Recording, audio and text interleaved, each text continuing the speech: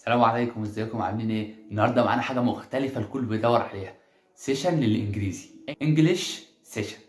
السيشن ده طبعا طول شهر رمضان، النهارده يوم الثلاثاء اهو، لسه تالت يوم رمضان. هيفضل معانا لغايه اخر يوم في رمضان ان شاء الله. السيشن اللي هيعمل السيشن دي طبعا هي على قناه رمضان وسجوجل اللي انا كلمتكم عليها الفيديو اللي فات.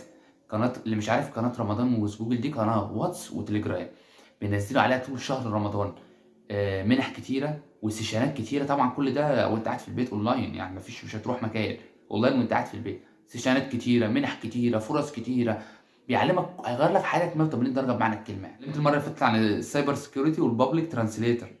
السيشن بتاعت النهارده سيشن للانجليزي، واللي هيقدم السيشن دي محمد هدايب. محمد هدايب من احد المحاضرين المتميزين جدا، لانه اشتغل في منصات كتيره وعمل سيشنات كتيره. اللي ما يعرفش محمد هديب، هو بقاله فتره كبيره جدا بيعلم الانجليزي، يعني مش قليله، واشتغل في منصات. المنصه الاولى اللي اشتغل فيها، اول منصه اشتغل فيها منصه ايديوفلس.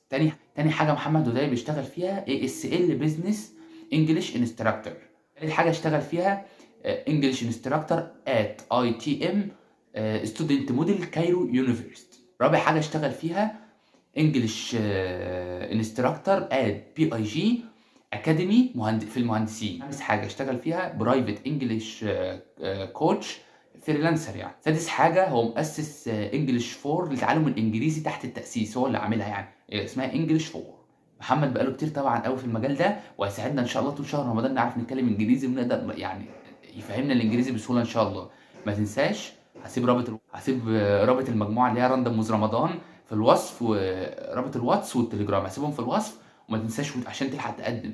ولو حد شاف الفيديو ده بعد يعني مثلا في نص رمضان او حاجه، يخش يقدم، وكده كده ان شاء الله السيشنات متسجله يعني. ما تنساش، وخليك عند حلمك، وافتكر وان ليس للانسان الا ما سعى. والله صدق حلمك وامشي وراه وهتوصل.